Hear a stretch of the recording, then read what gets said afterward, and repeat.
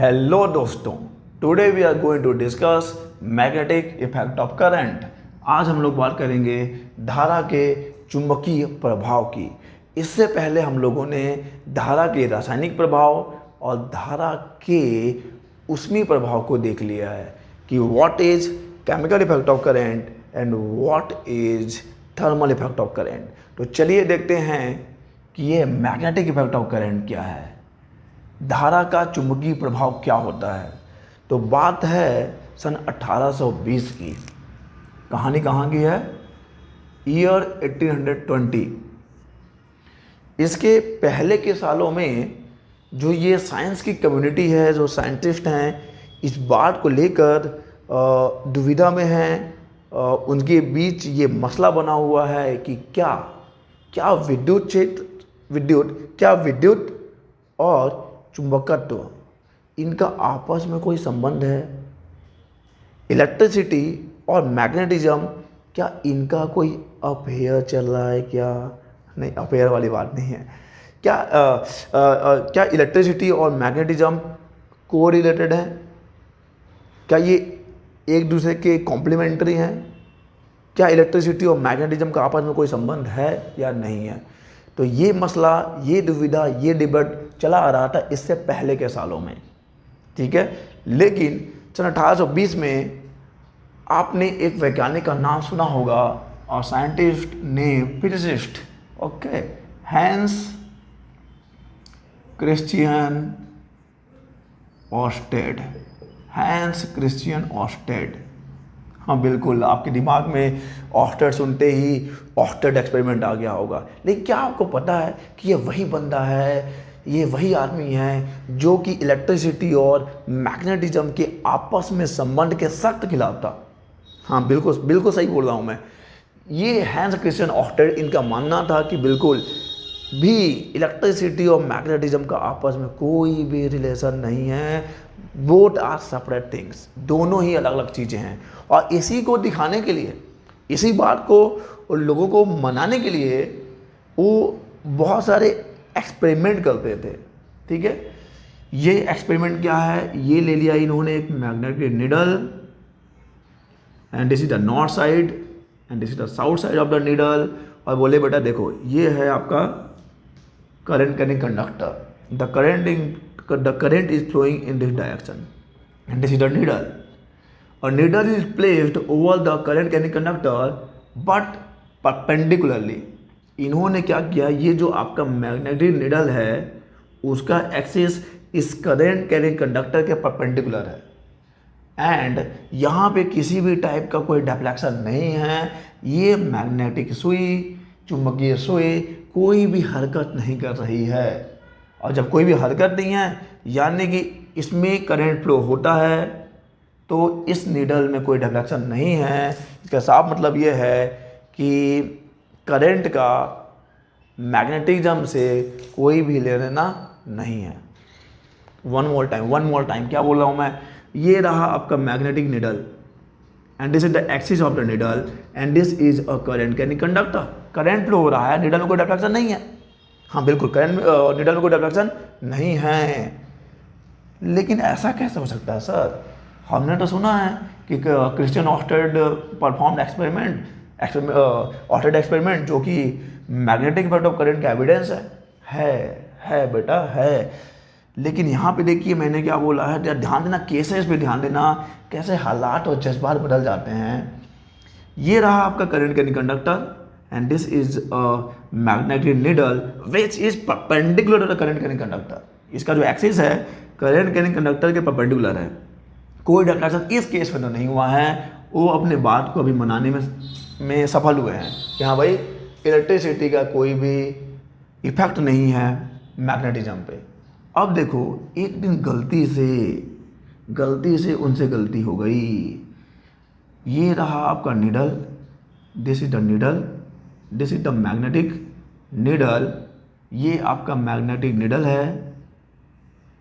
और उन्होंने क्या किया, गलती से करंट कैरिंग कंडक्टर को इस मैग्नेटिक निडल के पैरेलल रख दिया। इस मैग्नेटिक निडल का जो एक्सिस है उसके पैरेलल रख दिया है करंट कैरिंग कंडक्टर को, this is the current carrying conductor, this is the current carrying conductor.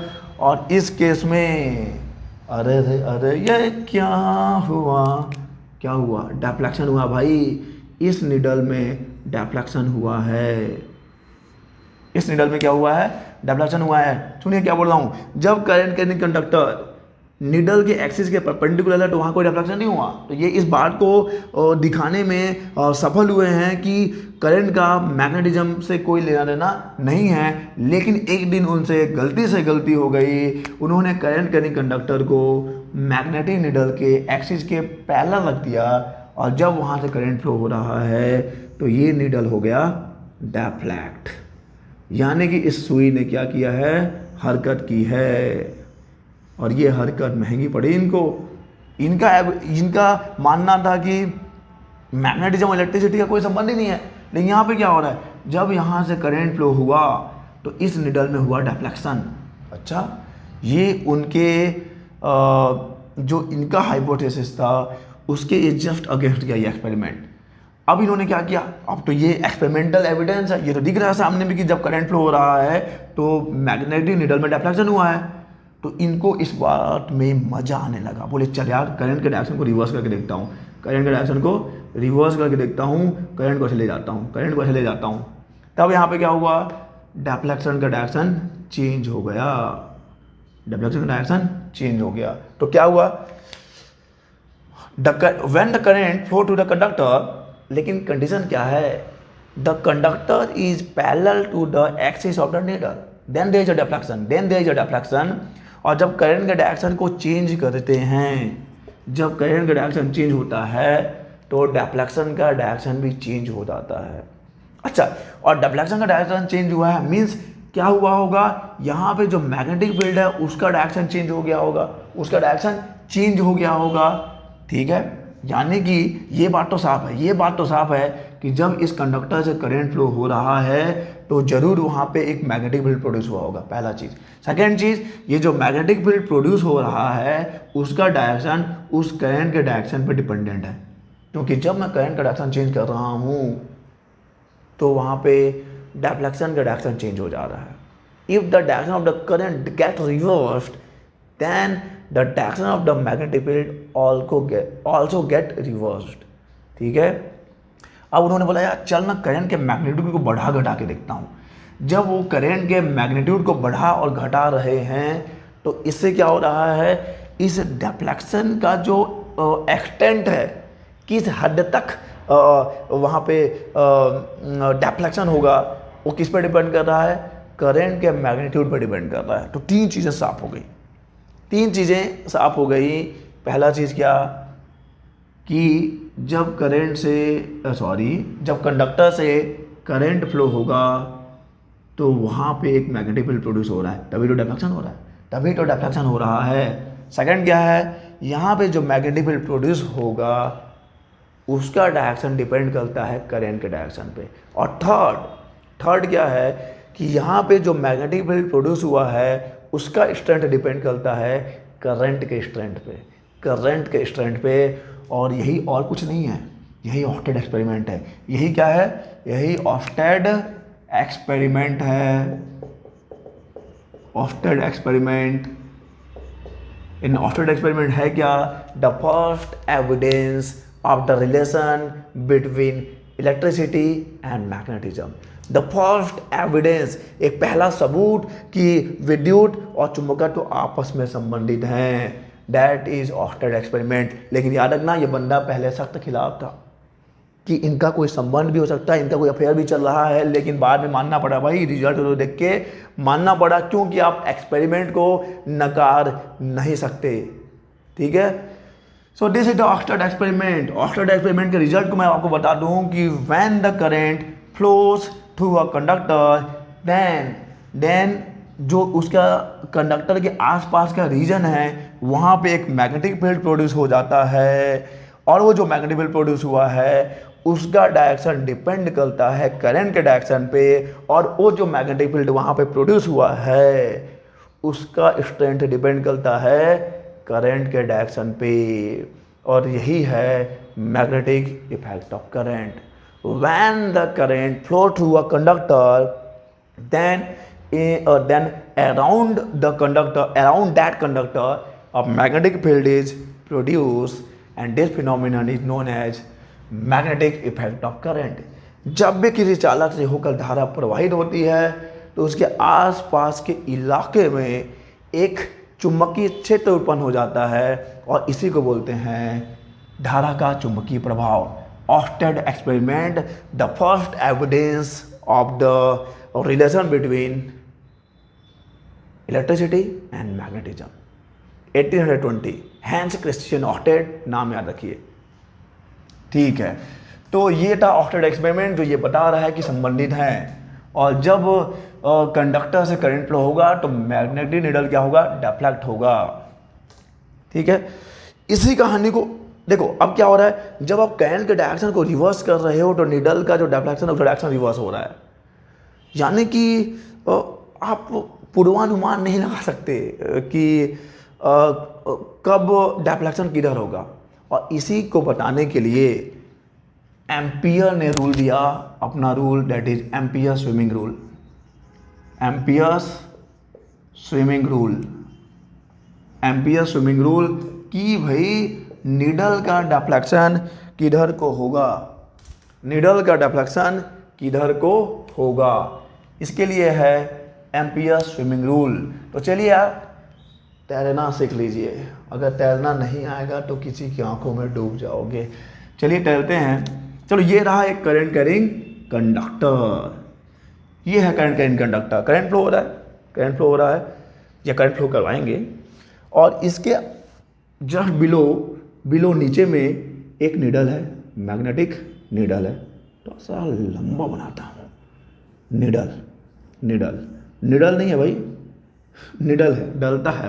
अभी देखना करंट आया तो कैसे डर के भागेगा। ये पाइवोटेड है, ठीक है, रख दिया स्टैंड। पाइवोटेड मीन्स हो जाता है ये निडल है और ये ऐसा है तो ये यूं होगा, ऐसा करके ऐसा कुछ होगा। चलिए, तो अभी तो भैया करंट फ्लो नहीं हो रहा है, तो ये नॉर्थ साउथ डायरेक्शन है, मजे से है। अब जब यहाँ पे करंट फ्लो हो रहा है तो ये डिफ्लेक्ट होगा, ये डिफ्लेक्ट होगा, और किधर को होगा, इसी के लिए तो है एम्पियर स्विमिंग रूल। तो चलिए तैरते हैं। कैसे तैरना है, मान लो कि आप एक स्विमर हो, और आप इस करंट कैरिंग कंडक्टर के अलोंग, करंट कैरिंग कंडक्टर के अलोंग उसके अनुदिश और करंट की दिशा में ही तैर रहे हो, करंट की दिशा में ही तैरना है आपको। तो I am a swimmer, I am a great swimmer, ये रहा मैं स्विमर, ये मैं तैर रहा हूँ ऐसा एकदम सुपरमैन जैसा। ये कंडक्टर है, मैं इसको बता रहा हूँ, नीचे में निडल है। तो अब according to Ampere swimming rule, अगर ये जो स्विमर है उसका फेस किधर होना चाहिए, स्विमर का फेस इस निडल की तरफ होना चाहिए। ये मैं नीचे देखूंगा ना, क्योंकि नीचे में ही आपका निडल है और ये कंडक्टर हो जाएगा, this is the conductor, needle यहाँ पे और मैं तैर रहा हूँ। तो according to Ampere swimming rule, इस निडल का जो नॉर्थ पोल है, north will be deflected along the left hand of that swimmer। क्या बोला है, बहुत सही बोला है कि ये रहा एक करंट कैरिंग कंडक्टर है, this is the current carrying conductor, और इसके नीचे में निडल है, और एक स्विमर अगर उस निडल को देखते हुए उस करंट कैरिंग कंडक्टर में करंट की दिशा में तैर रहा है, करंट कैरिंग कंडक्टर है ये करंट कैरिंग कंडक्टर, और उस करंट की डायरेक्शन में अगर वो स्विम कर रहा है तो निडल का डायरेक्शन कैसा होगा, निडल के डिफ्लेक्शन का डायरेक्शन उसके बाएं हाथ की तरफ होगा, ओके, ठीक है। अब देखो, तो the needle will be deflected towards the left hand side of the swimmer. तो ये है एम्पियर्स स्विमिंग रूल, जो ये बताता है कि निडल का डिफ्लेक्शन किधर को होगा, निडल के डिफ्लेक्शन के डायरेक्शन को बताने के लिए है एम्पियर स्विमिंग रूल। अब अगर करंट का डायरेक्शन चेंज हो जाएगा, अगर करंट का डायरेक्शन चेंज हो गया है, ठीक है, अब मान लो करंट ऐसे फ्लो हो रहा है, ठीक है, नॉर्थ पोल साउथ पोल वही है, ऐसे फ्लो हो रहा है तो नॉर्थ लेफ्ट साइड इधर है, तो it will be deflected along this direction, okay. तो according to Ampere swimming rule, आप एज्यूम कर लो कि एक स्विमर जो है वो करंट कैरिंग कंडक्टर में करंट के डायरेक्शन के अलोंग में स्विम कर रहा है, और उसका फेस किधर है, उसका फेस निडल की तरफ है, तब निडल का जो नॉर्थ पोल है वो स्विमर के लेफ्ट हैंड साइड की तरफ ही डिफ्लेक्ट होगा। This is Ampere's swimming rule. Okay, so दो चीजें क्लियर हो गई हैं, magnetic effect of current, Oersted experiment, and Ampere's swimming rule for the deflection of the magnetic needle, for the deflection of the magnetic needle. ठीक है, तो चलिए अब देखते हैं कुछ करंट कैरिंग कंडक्टर्स लेते हैं और देखते हैं कि वहाँ पे जो मैग्नेटिक फील्ड होगा उसका नेचर कैसा होगा। तो सबसे पहले इस श्रृंखला में, इस सीरीज में हम लोग लेते हैं magnetic field due to magnetic field due to है भैया, due to current carrying straight conductor. ठीक है, सीधा चालक तार। ठीक है, सीधा चालक तार ले लेना है। सीधा चालक तार मतलब वही स्ट्रेट करंट कैरिंग वायर, तो मैं ले लेता हूँ यार, लेने में क्या दिक्कत। ये रहा मेरा एक current carrying conductor, this is the current carrying conductor. Current flow करवाना पड़ेगा ना, फ्लो करवा दो। ये रहा करंट आई। ठीक है, इस long straight current carrying conductor, ये बहुत ही लंबा सा सीधा सा एक चालक तार है और इसमें धारा प्रवाहित हो रही है आई। तो ऑब्वियस सी बात है, इसके आसपास एक चुंबकीय क्षेत्र उत्पन्न होगा और देखो यहाँ पे जो चुंबकीय क्षेत्र उत्पन्न होगा वो उसमें चुंबकीय बल रेखाएं, यहाँ पे जो मैग्नेटिक फील्ड प्रोड्यूस हो रहा है वहाँ पर मैग्नेटिक फील्ड लाइंस का नेचर क्या होगा। तो उसके लिए मैं क्या करता हूँ, एक ले लेता हूँ कार्डबोर्ड। ये रहा मेरा कार्डबोर्ड, सीधा कार्डबोर्ड। ठीक है, और यहाँ पे आप चाहो तो आयरन फाइलिंग्स को उसके स्प्रिंकल कर दो, फेंक दो। तो जब करंट फ्लो होगा ना तो आप देखोगे कि they will align in this direction, ऐसा कुछ अलाइनमेंट हो जाएगा उनका।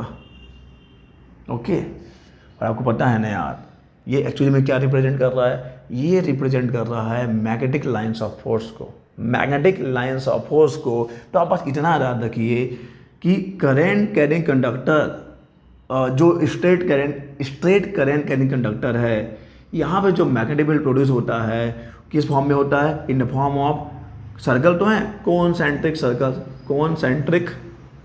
के फॉर्म में। स्ट्रेट करंट कैरिंग कंडक्टर का जो मैग्नेटिक फील्ड है किस फॉर्म में है, कॉन्सेंट्रिक सर्कल्स के फॉर्म में है, कॉन्सेंट्रिक सर्कल्स के फॉर्म में होगा। ये याद रखना है आपको। ठीक है सर, ये तो आपने उसका मैग्नेटिक लाइंस ऑफ फोर्सेस का नेचर बता दिया कि वो कॉन्सेंट्रिक सर्कल्स के फॉर्म में होगा, लेकिन यहाँ पे मैग्नेटिक फील्ड का डायरेक्शन कैसे होगा, क्या होगा यहाँ पे मैग्नेटिक फील्ड का डायरेक्शन। तो देखो यार, यहाँ पर मैग्नेटिक फील्ड के डायरेक्शन को बताने के लिए हम लोग पढ़ेंगे right hand thumb rule. Right hand thumb rule, दाहिने हाथ के अंगूठे का नियम, दाहिने हाथ के अंगूठे का नियम। चलिए देखते हैं ये नियम क्या बोलता है। ये रहा एक कंडक्टर, करंट कैरिंग कंडक्टर है और ये करंट फ्लो हो रहा है। तो यहाँ पे पता है आपको, यहाँ पे जो मैग्नेटिक लाइंस ऑफ फोर्सेस होंगी वो इस फॉर्म में होंगी, कुछ ऐसा। ठीक है, ऐसा होंगी, ऐसे होंगी। ठीक है, कोई दिक्कत नहीं, होंगी कॉन्सेंट्रिक सर्कल के फॉर्म में होंगी। लेकिन मैग्नेटिक फील्ड का डायरेक्शन क्या है, मैग्नेटिक फील्ड का डायरेक्शन क्या होगा, तो उसके लिए आपको यूज करना है right hand thumb rule. And according to right hand thumb rule, अगर आप एक करंट कैरिंग कंडक्टर को ध्यान से करंट कैरिंग कंडक्टर को आप अपने दाहिने हाथ से पकड़ लो। ठीक है, ये मैंने ग्रिप कर लिया कंडक्टर को in such a way so the thumb is in the direction of current. ये जो टिप है, जो चोची है ना, ये करंट के डायरेक्शन को शो कर रहा है, ये करंट के डायरेक्शन को शो कर रहा है कि करंट ऐसे जा रहा है। तो मैंने ऐसे पकड़ लिया इसको। जब आप इसको ऐसे पकड़ लोगे और ऐसे पकड़ना है कि ये जो अंगूठा है वो करंट के डायरेक्शन में होना चाहिए। किसके डायरेक्शन में होना चाहिए, करंट के डायरेक्शन में होना चाहिए। और ऐसा करने पर आपकी उंगलियां जिस दिशा में मुड़ेंगी, the curling of your fingers सोर्स the direction of magnetic field. तो अगर इस मान लो कंडक्टर में करंट ऐसे फ्लो हो रहा है, आप इसको ऐसे पकड़ोगे तो कैसे मोड़ रही है उंगलियां, ऐसे मोड़ रही है ना, यानी this will be the direction of magnetic field, this will be the direction of magnetic. बिल्कुल देख लीजिए आप, ऐसे पकड़ना है आपको। Thumb shows the direction of current, then this finger, the curl of these fingers shows the direction of magnetic field. Shows the direction of magnetic field. चलो मैं इस डायरेक्शन को रिवर्स कर दूँ। अगर ये करंट ऐसे फ्लो होगा तो, अगर करंट ऐसे फ्लो हो रहा है तो ये ऐसे हो जाएगा, तो फिर आपको ऐसे पकड़ना पड़ेगा। दिख रहा है ये, this will be the way you have to grip the current carrying conductor, straight current carrying conductor. तो ऐसे नहीं है, करंट ऐसे जा रहा है तो ये से हो जाएगा। तो this is the curling of the fingers. Curling कैसा है, ऐसा है कर्लिंग। तो इस केस में कैसे हो जाएगा ये, इस केस में डायरेक्शन हो जाएगा इन दिस वे। ओके, तो वही है कि जब आप करंट के डायरेक्शन को रिवर्स करोगे तो मैग्नेटिक फील्ड का डायरेक्शन भी रिवर्स होगा। तो ये है आपका magnetic field due to current carrying straight conductor, wire ही है। तो यहाँ पे जो मैग्नेटिक फील्ड है किस फॉर्म में है, कॉन्सेंट्रिक सर्कल्स के फॉर्म में है। मैग्नेटिक लाइंस ऑफ फोर्स का नेचर कैसा है, कॉन्सेंट्रिक सर्कल्स के फॉर्म में है। और यहाँ पे अगर आपको मैग्नेटिक फील्ड का डायरेक्शन चाहिए तो you have to use right hand thumb rule, दाहिने हाथ के अंगूठे का नियम, ऐसे पढ़ लियो बस। ठीक है, यहाँ तो चीटिंग कर सकते हैं एग्जाम में। ये करंट है और ये उंगलियाँ मुड़ गई हैं, तो ये डायरेक्शन है किसका, मैग्नेटिक फील्ड का। तो ये तो बात हो गई magnetic field due to current carrying straight conductor. चलो हम लोग कॉइल ले लेते हैं, सर्कुलर कॉइल, एक वृत्ताकार चालक यानी कि लूप ले लेते हैं, एक लूप ले लो, चलो loop, current carrying circular coil ले लेते हैं, सर्कुलर कॉइल। तो यहाँ पे कैसा होगा डायरेक्शन या नेचर कैसा होगा देखते हैं। तो सर्कुलर कॉइल बना दूँ मैं, ये चलो ये करके, ये तो कोई भी कर सकता है यार। नहीं लक्ष्मण, कोई भी नहीं कर सकता, कुछ लोग ही कर सकते हैं। ठीक है, तो ये है आपका लूप, एक सर्कुलर लूप है ये, this is the circular loop. अब ये लूप ही है बस, लेकिन अब इसमें करंट फ्लो हो रहा है, तो ये करंट कैरिंग लूप हो गया। This is I in out, current का डायरेक्शन। ठीक है, तो यहाँ पे हम लोग को थोड़ा सा एक प्लेन ले लेते हैं, जिस प्लेन पे हम लोग इसका कुछ फॉर्म करेंगे। तो ये यहाँ से अंदर जाके बाहर आ गया यहाँ से, और ये यहाँ से अंदर जाके बाहर आ गया यहाँ से। तो अब समझ सकते हो कि ये है कैसा, समझ पा रहे हो ना, अब समझ पा रहे हो कि नहीं। ये प्लेन होगा ऐसा, और ये रिंग ऐसा रखा हुआ है। ये अगर हॉरिजॉन्टल प्लेन है तो ये रिंग ऐसा रखा हुआ है, कैसे, ऐसे जाके ऐसे। ठीक है, तो अब इसमें करंट फ्लो होगा। तो देखो यहाँ पर ये इस सर्कुलर कॉइल का, इस सर्कुलर रिंग का यहाँ पर आपका एक वायर ऐसे गया हुआ है, यहाँ पे आया हुआ है। तो देखोगे आप यहाँ पे भी आपको आयरन की फाइलिंग्स जो है स्प्रे कर दो, तो आपको they will arrange in this way, ऐसे वो अरेंज हो जाते हैं। जो कि बिल्कुल ये बता रहे हैं कि ये जो वायर है ना, जो सर्कुलर वायर है, उसके पास में मैग्नेटिक फील्ड कैसा होगा, कॉन्सेंट्रिक सर्कल्स के फॉर्म में होगा। तो यहाँ भी कॉन्सेंट्रिक सर्कल के फॉर्म में ही होगा, ये कॉन्सेंट्रिक सर्कल्स के फॉर्म में ही होगा ये।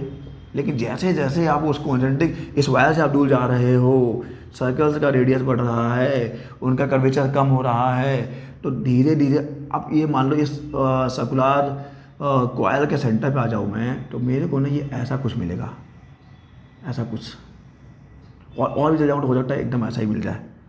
ठीक है, तो क्या बोलोगे कि magnetic field due to current carrying circular coil, यहाँ पे जो मैग्नेटिक लाइंस ऑफ फोर्सेस होंगी उस कॉइल के पास तो कॉन्सेंट्रिक सर्कल्स के फॉर्म में होंगी, लेकिन जैसे जैसे दूर जाएंगे टुवर्ड द सेंटर, बढ़ोगे ना, बढ़ता जाएगा। देखो ऐसा है, बता रहा हूँ कैसे है। अगर ये ऐसा कॉइल है तो इसके आसपास वैसे ऐसे कॉन्सेंट्रिक सर्कल के फॉर्म में है, लेकिन बीच में जैसे चलते जाओगे तो ये ऐसे बढ़ता जाएगा, तो ऐसे करके ऐसे आएगा, ऐसे। ठीक है, तो बीच में ऐसा क्या हो रहा है, बीच में सेंटर के पास ये एकदम स्ट्रेट लाइन फॉर्म कर रहा है। कैसे फॉर्म कर रहा है, स्ट्रेट लाइन फॉर्म कर रहा है। तो आप ये मान सकते हो कि इस सर्कुलर कॉइल के सेंटर पे मैग्नेटिक फील्ड ऑलमोस्ट यूनिफॉर्म है, क्योंकि अगर magnetic field lines of forces parallel हैं, स्ट्रेट हैं, पैरेलल हैं, तो क्या दिखाती हैं कि उस जगह पे मैग्नेटिक फील्ड कैसा यूनिफॉर्म है। तो याद रखिए कि इस वायर के ये जो सर्कुलर वायर है उसके पास तो कॉन्सेंट्रिक सर्कल के फॉर्म में है मैग्नेटिक फील्ड, लेकिन सेंटर पे वो स्ट्रेट लाइंस के फॉर्म में है, यानी कि यहाँ पे मैग्नेटिक फील्ड क्या होगा, यूनिफॉर्म होगा। यहाँ पे मैग्नेटिक फील्ड यूनिफॉर्म होगा। क्लियर। अब देखो ये तो हो गया आपका कि यहाँ पे कॉन्सेंट्रिक सर्कल के फॉर्म में है, यहाँ पे भी कॉन्सेंट्रिक सर्कल के फॉर्म में है। यहाँ पे हम लोग अब अगर मैग्नेटिक फील्ड का डायरेक्शन जानना चाहते हैं तो again we you can use right hand thumb rule. इसके लिए आप करंट ऐसे फ्लो ऐसे पकड़ लो, ठीक है ऐसा ना, ऐसे जा रहा है ये ऐसे, तो जो पकड़ोगे आप तो ऐसे मुड़ेगा, तो यहाँ पे ऐसा डायरेक्शन होगा, और यहाँ पे ऐसे जा रहा है तो ऐसे होगा, तो यहाँ पे डायरेक्शन ऐसे होगा। ठीक है, तो again you can use here right hand thumb rule. तो आगे बढ़ते हैं और देखते हैं कि ये सॉलिनॉइड क्या होता है। सॉलिनॉइड क्या होता है, सॉलिनॉइड लिख लीजिए, magnetic field due to solenoid, solenoid solenoid solenoid NYD, परिनालिका। ठीक है, magnetic field due to solenoid, magnetic field due to solenoid. तो पहले ये समझ लो भाई ये सॉलिनॉइड क्या होता है, ये परिनालिका क्या है। देखो नाम है परिनालिका, नली की बात करेंगे, नली यानी कि ट्यूब की बात करेंगे, नली यानी कि ट्यूब की बात करेंगे। तो ले लेता हूँ मैं एक ट्यूब, एक सिलेंड्रिकल ट्यूब ले रहा हूँ। सिलेंड्रिकल बोला मतलब हॉलो होगा, ये रहा सिलेंड्रिकल ट्यूब। ठीक है, और ये सिलेंड्रिकल की ट्यूब आपका कार्डबोर्ड का हो सकता है, प्लास्टिक का हो सकता है, सिरेमिक का हो सकता है, और उसके ऊपर आपको कॉपर वायर्स की वाइंडिंग करनी है, कॉपर वायर्स की वाइंडिंग करनी है, लपेट देना है कॉपर वायर्स को। ठीक है, और ये जो आपका ट्यूब है ना, उसका डायामीटर उसके लेंथ के कंपेयर में बहुत कम होना चाहिए, या फिर ऐसा भी बोल सकते हो आप कि जो लेंथ है इस ट्यूब का, लेंथ उसके डायामीटर के कंपेयर में बहुत ज़्यादा होना चाहिए, और उसके ऊपर आपको इंसुलेटेड कॉपर वायर की वाइंडिंग करनी है। और अब मैं इसमें करवा देता हूँ current flow, plus minus, the current will flow from, इधर से होता हुआ ऐसे जाएगा, फिर ऐसे जाएगा, फिर ऐसे ऐसे ऐसे। तो ये बन गया एक सॉलिनॉइड। सॉलिनॉइड एक्चुअली में एक ट्यूब के ऊपर, ट्यूब मीन सर्कुलर नहीं, सिलेंड्रिकल ट्यूब के ऊपर इंसुलेटेड कॉपर वायर की वाइंडिंग की होती है, और जब उसमें करंट फ्लो होता है तो that solenoid behave as a bar magnet, एक बार मैग्नेट के जैसा बिहेव करेगा। ठीक है, जब इस सॉलिनॉइड में करंट फ्लो होगा तो ये कैसा बिहेव करेगा, ये बिहेव करेगा एज अ बार मैग्नेट। तो देखो यार, बार मैग्नेट वाले सारे गुण इसमें होंगे, इसमें भी नॉर्थ पोल होगा, इसमें भी साउथ पोल होगा। तो अब ये देखना पड़ेगा कि इसका नॉर्थ पोल किधर है, इसका साउथ पोल किधर है। क्यों? क्योंकि अगर आप करंट का डायरेक्शन चेंज करोगे तो क्योंकि ये इलेक्ट्रोमैग्नेट है, दिस इज अ इलेक्ट्रोमैग्नेट, जब आप करंट का डायरेक्शन चेंज करोगे तो इसका मैग्नेटिक फील्ड का डायरेक्शन भी चेंज हो जाएगा, मीन्स इसका पोलैरिटी भी चेंज हो जाएगा। जो बार मैग्नेट है उसका नॉर्थ पोल और साउथ पोल फिक्स है, उसका नॉर्थ पोल और साउथ पोल फिक्स है, उसका स्ट्रेंथ भी फिक्स है, उसकी जो शक्ति है वो भी फिक्स है। लेकिन ये इलेक्ट्रोमैग्नेट, इसका polarity can change, polarity change हो सकता है, स्ट्रेंथ भी वेरिएबल है, स्ट्रेंथ भी वेरिएबल है, करंट के मैग्नीट्यूड के साथ उसका स्ट्रेंथ भी चेंज होगा। तो पहले हम लोग इसका पोलैरिटी चेक कर लें कि किधर को नॉर्थ पोल बनेगा और किधर को साउथ पोल बनेगा। ये पता रहे कि solenoid behave as a bar magnet, एक बार मैग्नेट के जैसा बिहेव तो करता है। देखिए अब मैं बताने वाला हूँ कि नॉर्थ पोल किधर को बनेगा और साउथ पोल किधर को बनेगा। चलो ये रहा मेरा सॉलिनॉइड, और मैं उसको साइड से देख रहा हूँ, उसके सर्कुलर फेस को देख रहा हूँ, सर्कुलर फेस को देख रहा हूँ, ये रहा सर्कुलर फेस। और मान लो मेरे को इस सर्कुलर फेस को देखने पर करंट का डायरेक्शन मिलता है क्लॉकवाइज। मेरे को क्या मिल रहा है कि ये है circular face, this is the circular face, और करंट यहाँ पे कौन सा डायरेक्शन में जा रहा है, क्लॉकवाइज डायरेक्शन में जा रहा है। और जब करंट का डायरेक्शन आपको लगेगा कि क्लॉकवाइज डायरेक्शन में है तो that will behave as south pole. कैसे बिहेव करेगा वो, साउथ पोल जैसा बिहेव करेगा for clockwise direction, for clockwise direction. अब मैं इसको उसे दूसरे फेज सर्कुलर फेज को देखता हूँ, दूसरे सर्कुलर फेज को देखता हूँ तो मेरे को लग रहा है कि करंट कैसे जा रहा है। देखो यहाँ से करंट कैसे जा रहा था, ये जा रहा है और यूँ आ रहा है, दिस इज क्लॉकवाइज, और इधर से करंट कैसा है, ऐसे जा रहा है, ऐसे आ रहा है ना। तो यहाँ देखने में आपको क्या लगेगा, यहाँ देखने पे आपको लग रहा है this is the second circular face, यहाँ से आपको करंट का डायरेक्शन लगेगा कि the current is flowing in this direction. कैसे? ऐसे आके ऐसे जा रहा है, ऐसे, यानी ये कैसा हो गया? ये हो गया एंटी क्लॉकवाइज, ये हो गया एंटी क्लॉकवाइज। और जहाँ पे एंटी क्लॉकवाइज बनेगा ना भाई, anti clockwise direction of current के लिए ये हो जाएगा north pole, this will be north pole. तो अगर आप इस सोलेनॉइड के सर्कुलर फेस को देखते हो और करंट का डायरेक्शन कैसा है, क्लॉकवाइज है, तो साउथ पोल जैसा व्यवहार करेगा। और अगर आप उसको देखते हो और करंट का डायरेक्शन कैसा है, एंटी क्लॉकवाइज है, करंट का डायरेक्शन एंटी क्लॉकवाइज है, तब वो कैसा बिहेव करेगा? नॉर्थ पोल के जैसा बिहेव करेगा। और जब आप करंट के डायरेक्शन को चेंज करोगे तो ऑब्वियस ही बात है करंट का डायरेक्शन चेंज हो जाएगा, इधर के फेस का भी, इधर का फेस भी रिवर्स हो जाएगा, यानी पोलैरिटी विल चेंज। इसका नॉर्थ पोल और साउथ पोल भी चेंज हो जाएगा और करंट के मैग्नीट्यूड के साथ इसका स्ट्रेंथ भी घट या बढ़ सकता है। तो ये रहा, अगर करंट का डायरेक्शन कैसा है, सर्कुलर फेस को देखने पे अगर करंट का डायरेक्शन कैसा लग रहा है, करंट का डायरेक्शन लग रहा है आपको क्लॉकवाइज, तो ये हो जाएगा साउथ पोल। अगर करंट का डायरेक्शन है क्लॉकवाइज तो ये हो जाएगा साउथ पोल। ये क्लॉकवाइज है, दिस इज क्लॉकवाइज, ये ठीक है ऐसा। अब अगर करंट डायरेक्शन कैसा है, करंट का डायरेक्शन है एंटी क्लॉकवाइज, तो ये हो जाएगा नॉर्थ पोल। क्लॉकवाइज के लिए हो जाएगा साउथ पोल और एंटी क्लॉकवाइज के लिए हो जाएगा नॉर्थ पोल। अब यहाँ पे देखते हैं कि मैग्नेटिक लाइंस ऑफ फोर्स का नेचर कैसा होगा। तो देखिए जी, मैंने बोला ये नॉर्थ पोल, ये साउथ पोल है। मैग्नेट के बाहर magnetic lines of forces north pole से स्टार्ट होकर किधर जाती हैं, साउथ पोल पे जाती हैं। तो इधर को स्टार्ट हो किधर को जाएंगी, इधर को स्टार्ट हो किधर को जाएंगी, इधर भी यही होगा, इधर को स्टार्ट होकर इधर को जाएंगी, इधर से स्टार्ट होकर इधर को जाएंगी। लेकिन अंदर क्या होगा, मैग्नेट के अंदर डायरेक्शन क्या होता है मैग्नेटिक लाइंस ऑफ फोर्स का, साउथ से नॉर्थ की तरफ होता है, साउथ से नॉर्थ की तरफ होता है, साउथ से नॉर्थ की तरफ होता है। तो देखो इसके अंदर सॉलिनॉइड के अंदर जो मैग्नेटिक फील्ड है दैट इज यूनिफॉर्म है, क्योंकि आपको पैरेलल लाइंस मिला है, पैरेलल फील्ड लाइंस मिले हैं। इट मीन्स सॉलिनॉइड के अंदर जो मैग्नेटिक फील्ड होता है इसको आप यूनिफॉर्म मैग्नेटिक फील्ड ले सकते हो। बाहर में एक्चुअली में जब आप हायर क्लास में पढ़ते हो तो पता चलता है कि यार सॉलिनॉइड के बाहर तो मैग्नेटिक फील्ड नेग्लिजिबल है, तो उसको नगण्य मान लो, जीरो के बराबर मान लो। लेकिन इसके अंदर मैग्नेटिक फील्ड होता है और यूनिफॉर्म मैग्नेटिक फील्ड होता है, along the axis of the solenoid होगा।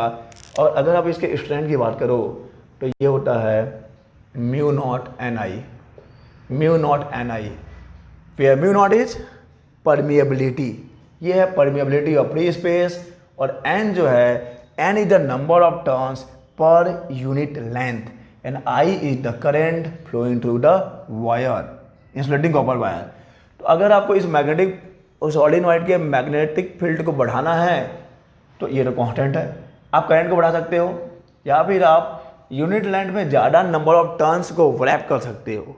यूनिट लेंथ में ज़्यादा नंबर ऑफ टर्न्स को रैप करोगे तो भी यहाँ पे मैग्नेटिक फील्ड बढ़ जाएगा। सो दिस इज सॉलिनॉइड। सॉलिनॉइड एक इलेक्ट्रोमैग्नेट है और इसका नॉर्थ पोल साउथ पोल कैसे डिसाइड होगा, करंट का डायरेक्शन अगर क्लॉकवाइज है तो साउथ पोल, करंट का डायरेक्शन अगर एंटी क्लॉकवाइज है तो नॉर्थ पोल होगा। तो ये हो गया आपका सॉलिनॉइड, जो कि बिहेव करता है जब बार मैग्नेट, लेकिन कुछ डिसिमिलैरिटीज भी हैं, वो डिसिमिलैरिटीज मैंने आपको बता दिया है। तो चिल करो आप।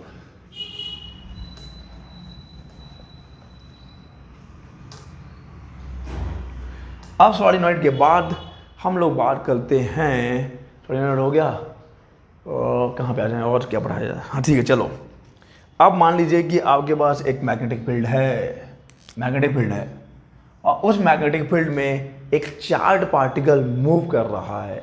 तो याद रखिए, जब भी एक चार्ज पार्टिकल किसी मैग्नेटिक फील्ड में मूव करेगा तो that charge particle experience a force, यानी कि अगर कोई चार्ज पार्टिकल किसी मैग्नेटिक फील्ड में मूव करता है तो उसके ऊपर एक फोर्स लगता है। तो हम लोग पढ़ने वाले हैं force acting on moving charge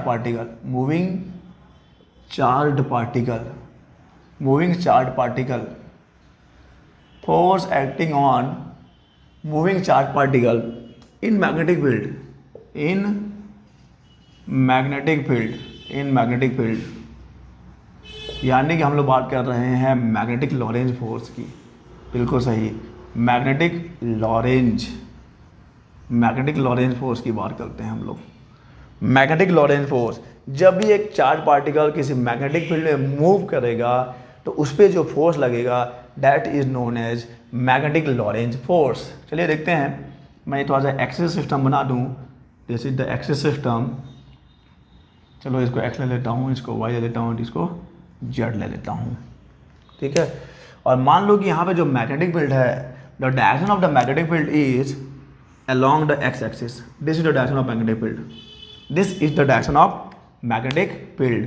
तो ये मैग्नेटिक फील्ड का डायरेक्शन है। This x direction is the direction of magnetic field. ये है चुंबकीय क्षेत्र की दिशा, ठीक है। इस प्लेन में मैंने ऐसे लिया है, झुक से करके ऐसे करके जा रहा है, मैग्नेटिक फील्ड ऐसे जा रहा है, मैग्नेटिक फील्ड ऐसे जा रहा है, ठीक है।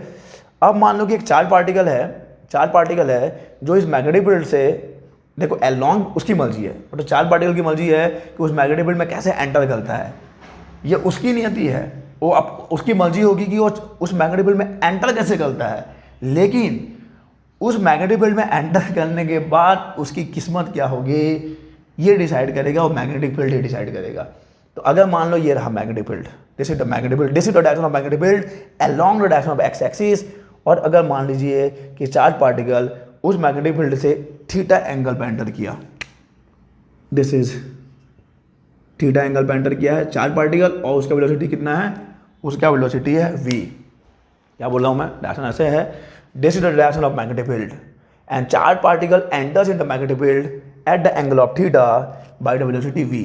तो चार्ज पार्टिकल का जो वेलोसिटी है वो तो v है, और मैग्नेटिक फील्ड से किस डायरेक्शन में मूव कर रहा है, थीटा एंगल पे मूव किया है, एंटर किया थीटा एंगल पे।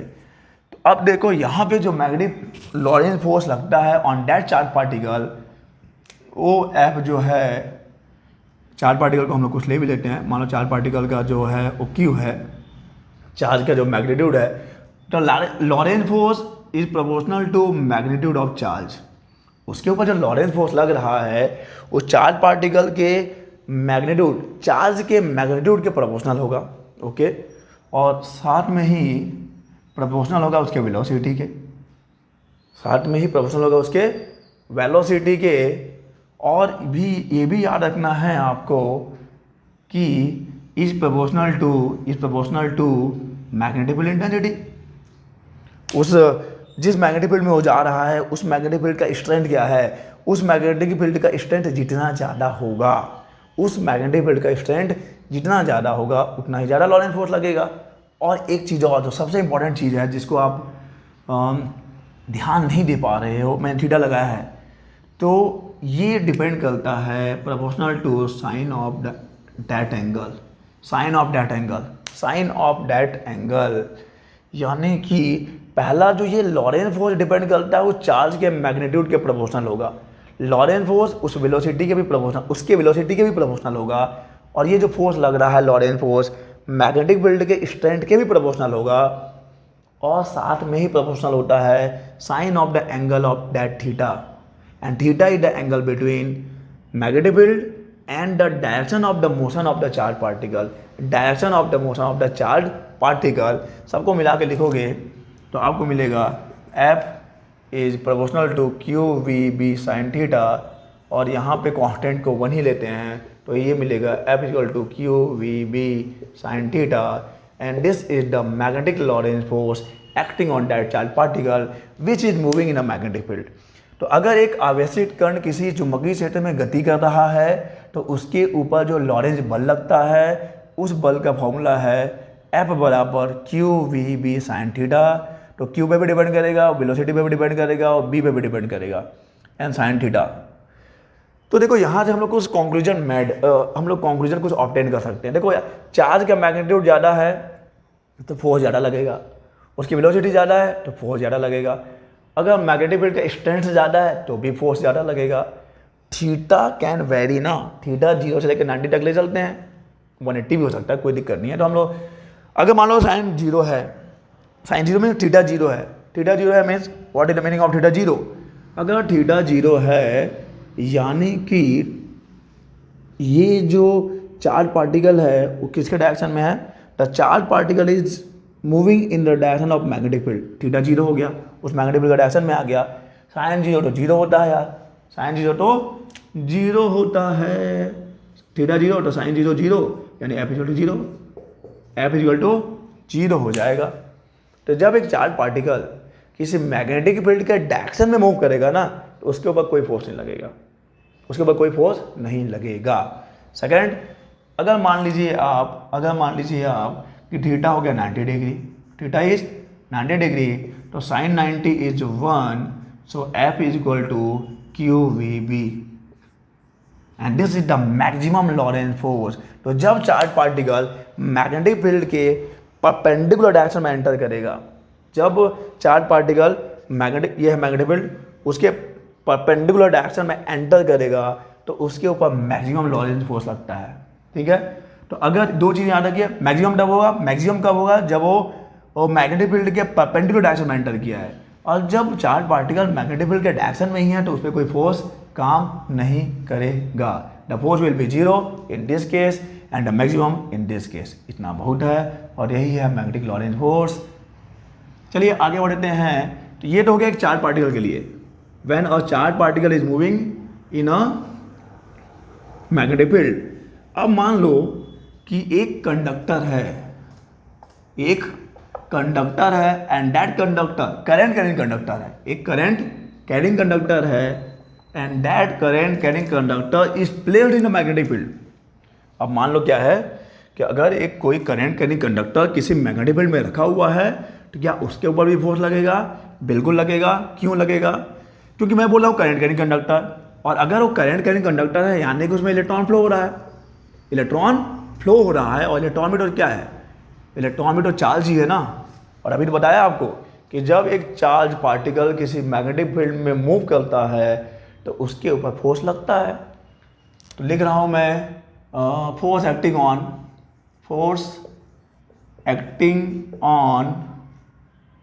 करंट कैरिंग कंडक्टर,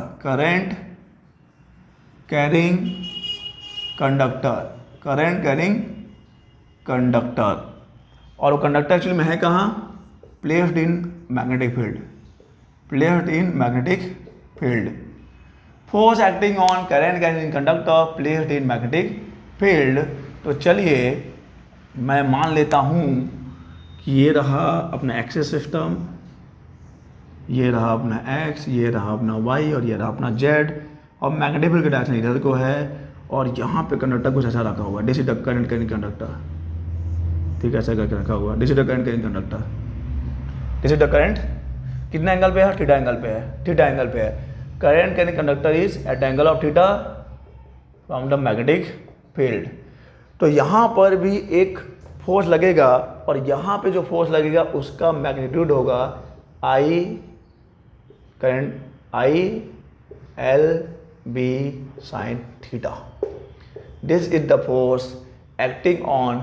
डेरिवेशन आपके काम का नहीं है, डेरिवेशन पे मत जाओ। सर ये कहाँ से आया डेरिवेशन? अब डेरिवेशन तुम एग्जाम में थोड़ी करोगे, तुम्हारे एग्जाम में काम नहीं है, तुम्हारे एग्जाम में डेरिवेशन कोई काम नहीं है। बस याद रखिए कि ये अगर एक कोई करंट कैरिंग कंडक्टर किसी मैग्नेटिक फील्ड में है तो उसके ऊपर इतना फोर्स लगेगा, F is equal to ILB sin theta, where I is the current flowing through the conductor, L is the length of that conductor, and B the strength of the magnetic field, and theta is the angle कि किस angle पे रखा हुआ है। Theta उस magnetic, theta is the angle between the conductor and the magnetic field, कि वो conductor magnetic field से किस एंगल पे रखा हुआ है। So F is equal to ILB sin theta, ILB sin theta. तो ये है force acting on current carrying conductor placed in a magnetic field, ILB sin theta. अब हमने बोला है कि अगर एक चार्ज पार्टिकल किसी मैग्नेटिक फील्ड में मूव करता है तो उस पर फोर्स लगता है। अगर कोई करंट कैरिंग कंडक्टर किसी मैग्नेटिक फील्ड में रखा हुआ है तो उस पर भी फोर्स लगता है। और फोर्स की कौन सी क्वांटिटी है? Force is a vector quantity. तो यहाँ पे जो फोर्स लग रहा है उसका डायरेक्शन क्या है? यहाँ पे जो फोर्स लगेगा उसका डायरेक्शन क्या होगा? चलिए उसके लिए हम लोग पढ़ लेते हैं Fleming's left hand rule. Fleming's